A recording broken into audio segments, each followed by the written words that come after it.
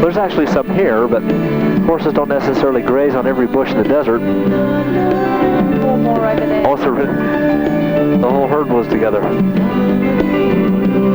But they don't eat near as much as you might think they do. I know a 3-string bale of hay lasts 2 horses in my corral, and they're fed pretty well, lasts about a week.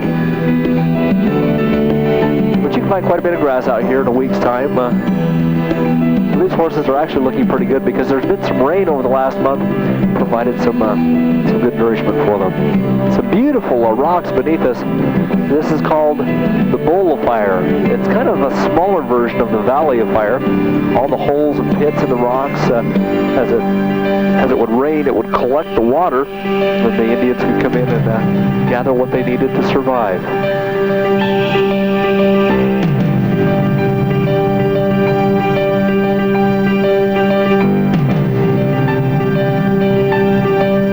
To the first section of the lake, off to our left-hand side. That flat-looking hill way to the south of us is the volcano we flew over earlier today, quite extinct. A very intelligent young man asked me, is it extinct or is it dormant?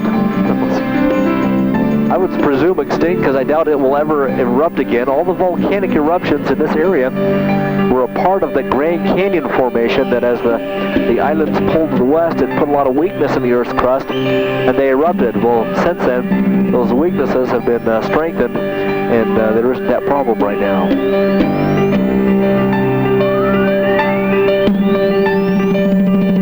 Coming into a little valley that is a perfect example of flash flooding. As the water collects on the hills off to the right-hand side, it rushes down these little gullies and ravines. They alone are dangerous, but as it comes into one particular canyon, if you're in that canyon during a flash flood event, ooh, it's a good time to get out. Not a smart place to be during the rain. It's rare that would happen. I've actually never seen a flash flood here, but I have seen a couple of flash floods out to the south of Lake Mead, and also toward this dark little hill out in front of us before we get into Las Vegas. I saw a flood out there about a year ago. Pretty good rain out there, and the ravines there were all full of water. If you were in the ravine out by the lake, it could definitely cause you some misery. I have to make a little radio call, so hang on here just a second. Some folks just below us, as you were pointing out, doing a little camping out here. There's some places where you can get quite a ways away from things. As you can see, there's some of these old mining roads that are quite unique.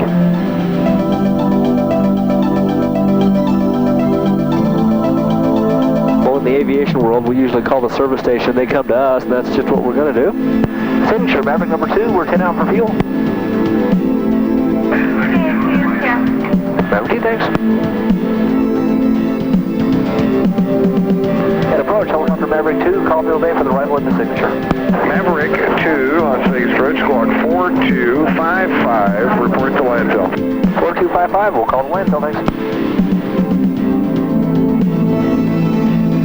We dial in a little code up here that allows the radar in Las Vegas to track us so they know our altitude, our airspeed, our direction, who we are, and you might want to guard those credit cards. No, they really can't do anything with those, thank goodness, but the technology they have is quite amazing, and in this particular airspace, they do very well here. This is mostly a VFR. It's very rare that we ever go IFR in Las Vegas, but it can happen for dust or for clouds. We've had clouds that have allowed us the IFR privilege occasionally, but I don't fly IFR myself. That would be instrument flying, and as a helicopter I don't have to do that. So the clouds get low, I just fly a little lower, and that makes it all the easier for me, and that way we can keep a visual separation with everything, which is nice. Off to our right-hand side, you can see this little factory out here in this valley where they manufacture gypsum into sheetrock or plasterboard. That little gray dome on the eastern side of that particular factory is where they used to, they have done filming in the past. I know Clint Eastwood used that little building to film The Gauntlet many years ago, showing the old Las Vegas, which was unique. Beyond that factory, there's a little ridgeline out there called the Sheep Range. And beyond that, you find some of those areas where the government tends to improve and develop new technologies. They call it Area 51, Groom Lake, Yucca Flats, Yucca Mountain, the National Nuclear Test Site, and there's a lot of rumors attached to those areas. A lot of people started thinking of spaceships and aliens, but the technology they have is very unique. They release the information, or declassified to some degree, the stealth bomber and stealth fighter about 5 years ago, but they're about 25 to 30 years old. They're actually very old technology. The newer technology flies in a way that is probably quite peculiar to what we're used to seeing. When people see that flying, they're quite confused. They look at it and say, look, it's a UFO. It's got to be a flying saucer. There's little aliens flying it, but that's really not the place. They actually have computers flying them. They've actually removed the pilot and fly by computer nowadays. To our left-hand side, you can see a little marina. This is the Las Vegas Wash Marina. About a 30-minute drive out of Las Vegas where you can rent houseboats and power boats out there. Then the Lake Las Vegas we saw a little earlier, a little farther to the west, that nice little lake and a dam there. Got some nice golf courses. The Dark Hill a little more out in front of us is the volcano that erupted here about 10 million years ago. Do water skiing anywhere around here? Oh yeah. Yeah? Yeah, I do a lot of skiing. Skiing, scuba diving, just about any water sport you want out here. They do a lot of windsurfing, although it's not like the ocean surfing or Maui surfing. They do a little bit. You know, it's got to be a good windy day for it.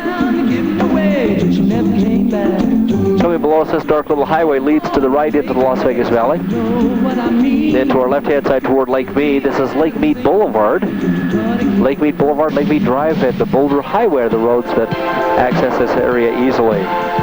Beautiful colors. The white has a lot of colors to it. Greens, yellows, reds, blues. Different metals and minerals like cobalt, copper, iron. The power lines below us carry a high voltage into Southern California. They have insulators that hold the power lines away from the power pole so it doesn't arc. They number about 27 on the stack. So there's quite a bit of electricity coursing through those lines. Rainbow Gardens beneath us, some beautiful colors here. And note too, they still kind of stick up and out of the ground. This is another one of those islands or dominoes pulled away from the Grand Canyon.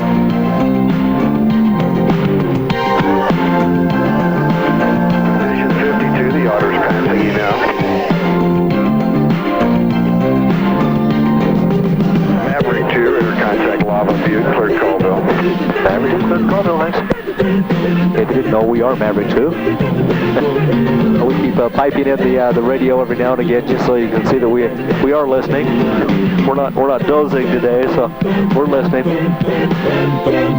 Coming into the Las Vegas Valley, you can see that strip out in front of us. Those big buildings out that way. The Stratosphere Tower is the tallest. We'll pass right by that. The downtown area is to the north. A little accumulation of buildings out that way.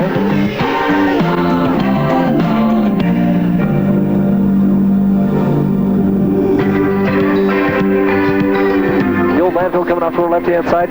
They no longer use this to take care of our unwanted technology. They take care of our garbage elsewhere now. To the right, Frenchman Peak. It sticks up out of the ground.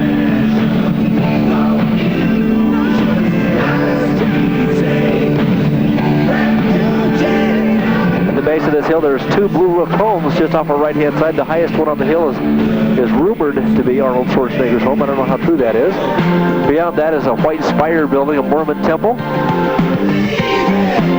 North of that is Nellis Air Force Base, where they train pilots who know how to fly, how to do combat maneuvers. And even farther north of that is the Las Vegas Speedway, where they race IndyCar and NASCAR. Just got done with their IndyCar race about 2 weeks ago.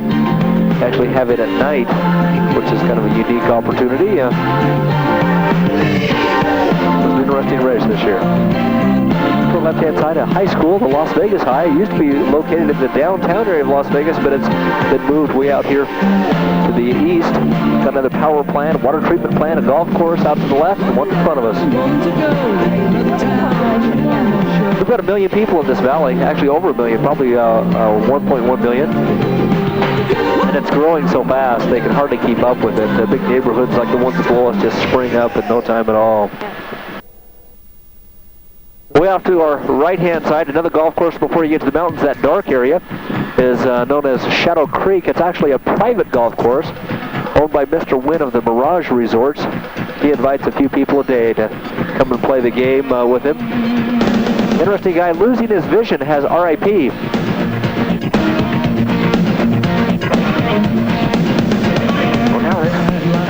Extra 4 Bravo line, King, turn around. He's a very successful businessman, even though he does have a challenge. Maverick 2 is with you inbound, find your signature. Maverick 2 looks like it's everything planned to signature at rest. Wind calm. Maverick 2.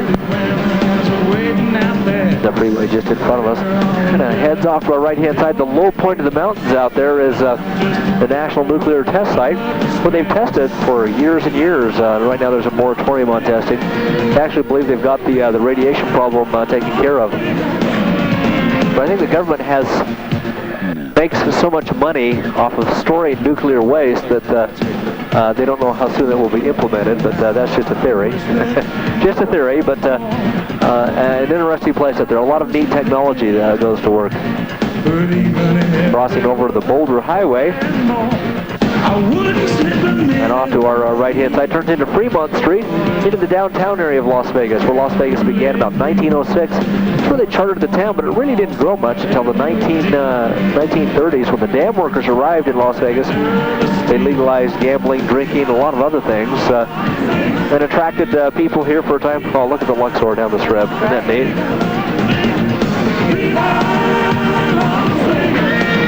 That almost looks religious. Something happening there, you know.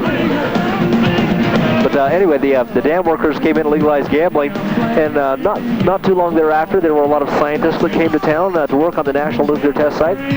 Nellis Air Force Base was here for World War II, and it started to attract a lot of people. They started to build these hotels to accommodate them, and competition between the hotels is still very fierce. They're building attractions that will bring people into the buildings, like the Stratosphere Tower off to the left-hand side, 1,145 feet tall. Has a ride up on top called the Big Shot, a roller coaster, a rotating restaurant. Is it? All right. We just stopped. You know, they asked us if we wanted to put a helipad up there, and we declined. Thank goodness. It'd be a tough place to land on a windy day, but it'd be an interesting sight. To the left is the Las Vegas Hilton, and that sign up there is the largest sign in the world. Half of it blew down about a year ago. They had a little trouble with the first building. The second building of that sign was a little more successful.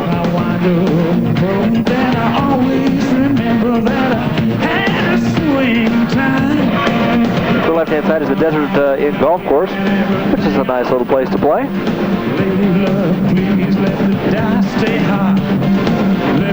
Building the Venetian just off to our left-hand side. Be a 7,000-room hotel when they get it done. Out to the west is the Rio, the Mirage, the Treasure Island, Caesar's Palace, the Bellagio, a new building still under construction, built by the Mirage Resorts. Coming by Flamingo, Hilton, Bally's, just to name a few here in the resort section of the Strip.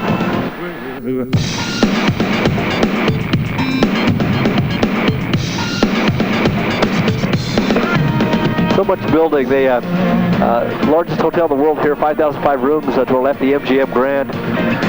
They built a pretty nice arena here, and it isn't big enough, so they dug the pool out, digging out the arena, and building another arena out to the east. The MGM coming by the Luxor here.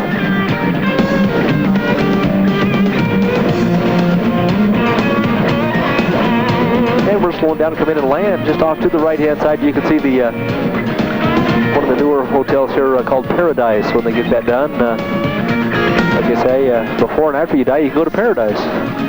Enjoy yourself there. An interesting hotel. Over some airplanes below us. Stored because United doesn't necessarily make much money off of these planes. They're a little older, and so they use those for cargo planes mostly now.